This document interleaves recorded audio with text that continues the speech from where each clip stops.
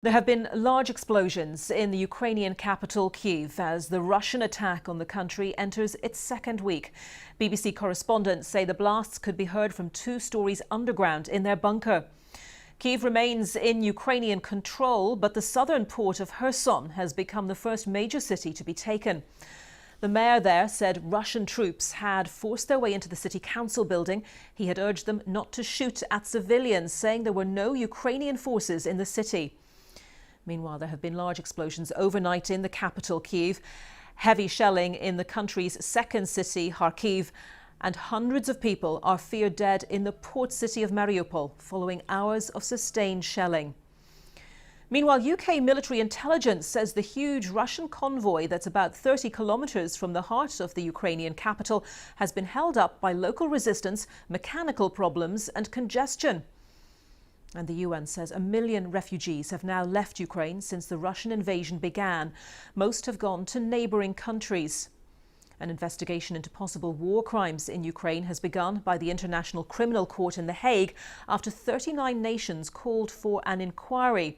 And the International Paralympic Committee has said Russian and Belarusian athletes will be banned from the Winter Paralympics, which start in Beijing on Friday.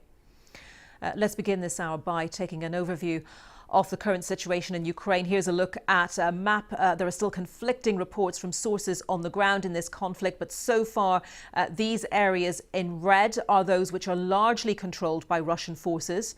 We'll have more analysis in a moment, but first, Mark Lobel with this update. Another act of aggression caught on camera in the capital, Kyiv, at the end of a live broadcast.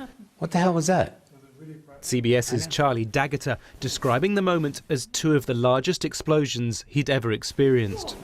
The blasts reportedly went off in the city centre and close to a metro station at around 2 in the morning. They came hours after Russian forces took the strategic port city of Kherson. The mayor of the first major city to fall said he was visited by armed visitors. He simply asked them not to shoot people.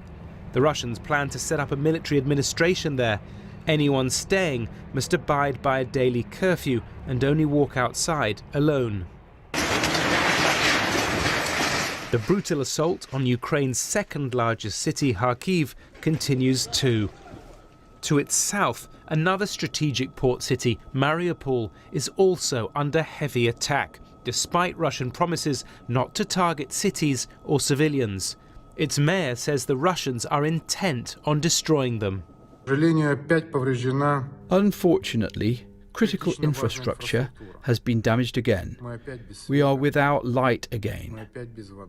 We are without water again. We continue to remain without heat. Northeast of the capital, the Russian military pays a visit to the mayor of Konotop, one holding a grenade aloft in a tense encounter with residents. Their ultimatum, passed on by the mayor to residents, is surrender or face being fired upon from afar.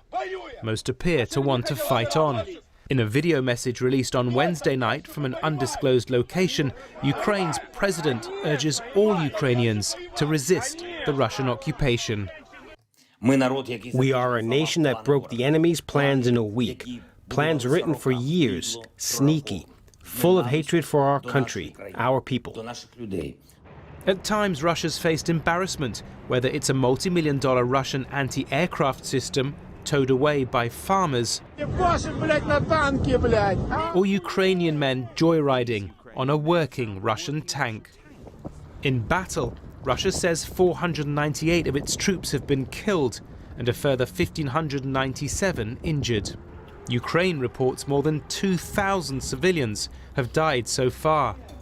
The International Criminal Court has opened a war crimes investigation into Russia's invasion of Ukraine after receiving requests from 39 states. A week on, 1 city down, many Ukrainians stay and fight on, as the UN says the number of refugees fleeing Ukraine has now reached 1 million. Mark Lobel, BBC News.